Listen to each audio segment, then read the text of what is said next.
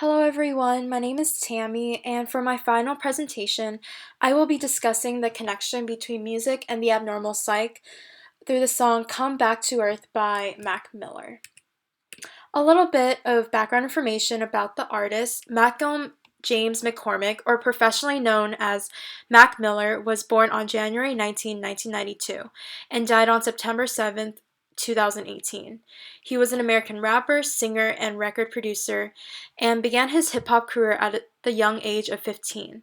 However, his artistry extends well beyond one genre of music, as he was influenced by jazz, soul, and acoustic music. He battled with depression, addiction, and paranoia, and his only avenue to convey his struggles was through the depth of his musical composition and lyricism.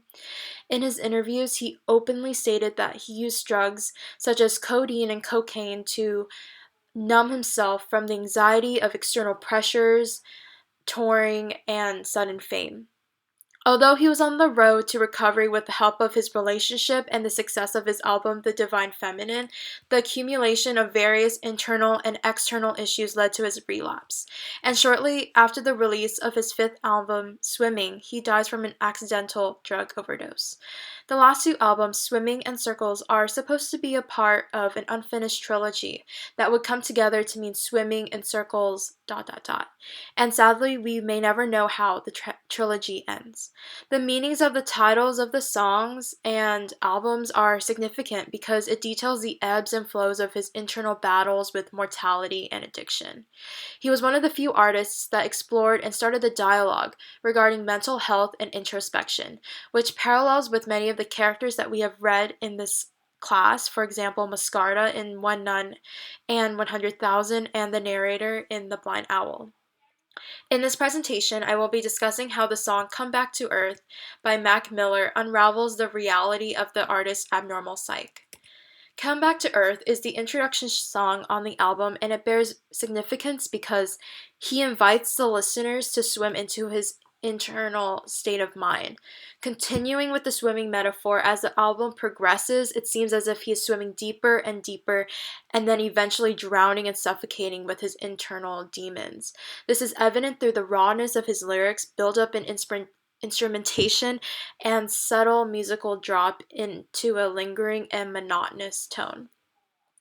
There are a couple songs that I want to highlight, such as Come Back to Earth, What's the Use, Self-Care, and ending with So It Goes, because each song has its own purpose and collectively it unearths parts of the artist's complex psyche. The interpretation of the cover art itself is very important. The first image that I noticed when seeing this was the coffin-shaped door. Although this is an eerie image to think about, knowing how he has passed, the presence of the coffin-shaped door as an eye-catching part of the album art shows his awareness and comfortability with his fragile mortality. His pink suit and dirty bare feet symbolizes that he looks like he's ready to attend an important event. However, something, perhaps his mental suffering, is prohibiting him from putting on his shoes and leaving his coffin-shaped door and entering the world. The airplane window with clouds above Mac Miller's head is representative that he is at the height of his musical career and has the potential to reach a new outlook in life. However, he feels defeated, hopeless, and lost. This explains why he is sitting on the ground halfway between the door-shaped coffin and the white void. This represents Miller swimming and balancing along the line between darkness and lightness, in other words, personal purgatory. To save time, I have linked the music video in my discussion post, and you can view it now or after the presentation. After watching the music video, there are various subtle Easter eggs that are poignant and moving to the viewers, despite the overall simplicity of the video. The visual simplicity of the video allows the viewers to really listen to the artist's message without distractions. The artist is submerging alone into the dark abyss of the sea and has no control of himself and is just drifting away.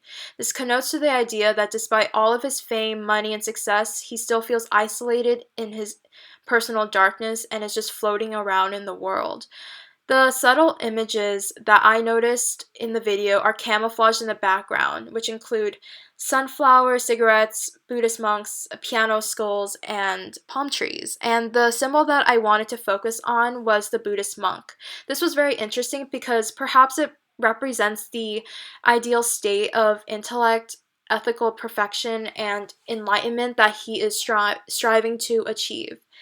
At the end of the video, he floats to the bottom of the ocean and stops actively searching, and this is representative of his state of final mental defeat. The instrumentation is also important to focus on because its soft instrumentation and slow melody provides a sense of melancholic catharsis as he begins to communicate his journey towards acceptance and self-care and optimism. The textured layers of the keyboard, violin, synths, and guitars drown the artist's soft vocals, which helps convey how the complexity of his mind and pain is overshadowed by his urge to persevere. In the next part, I will be doing a lyrical analysis of the song. The song begins with, "My regrets just look like texts that I shouldn't send, and I got neighbors, they're more like strangers, we could be friends. I just need a way out of my head, I'll do anything for a way out of my head." Miller is expressing his inability to communicate his true feelings of detachment with the world and with the people who are supposed to be his friends, surrounded by so many people yet still feeling lonely and empty. Miller will do anything to repress his deepening depression, even if it is through drugs. He will do anything to escape his pain, and he becomes a prisoner in his own mind and progresses into a reclusive state. The next set of lyrics begin with, "In my own way, this feels like living, some alternate reality. And I was just drowning, but now I'm swimming through stressful waters to relief." As he continues this abuse of drugs, the addictive behavior becomes his new normal in reality. And that is the only way he feels truly alive. He is acknowledging that he is swimming in this dangerous cycle of self abuse.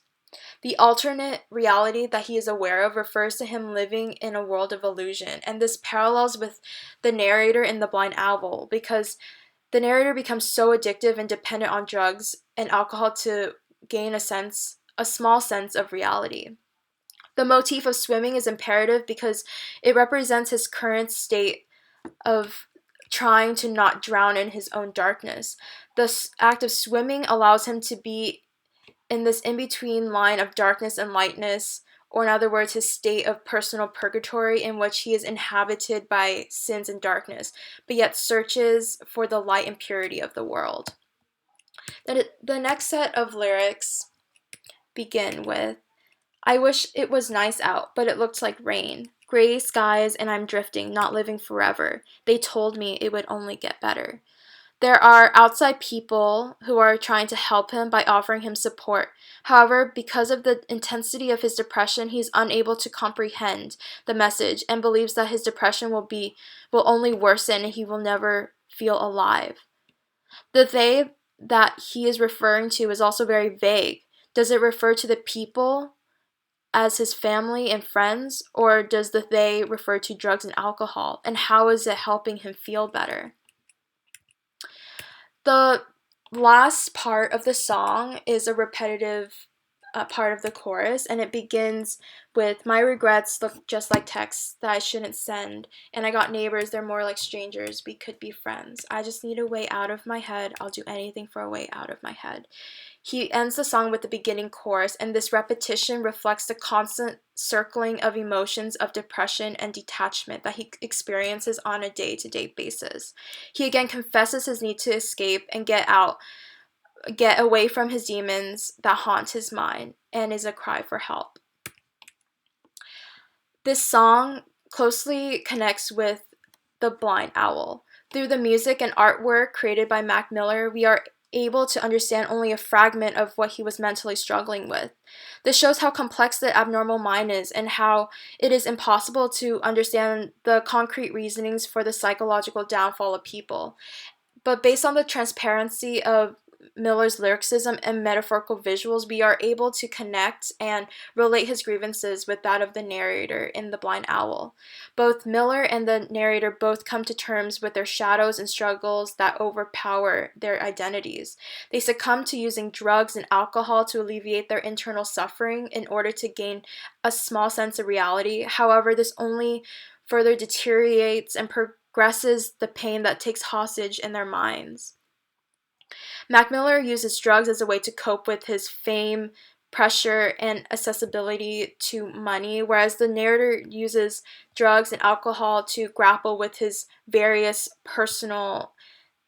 and personal and relationship insecurities. Their sense of awareness is a dark comfort that the artist and the narrator both openly elicit. And it is interesting to note that everyone expresses their emotions in different mediums. Mac Miller chronicles his path towards personal destruction and rebirth through music, whereas the narrator expresses his path of disorientation and madness through journaling. This goes to show that whether it's literature, film, music, or art, there are various ways of expressing and visualizing abnormality within the mind. Thank you.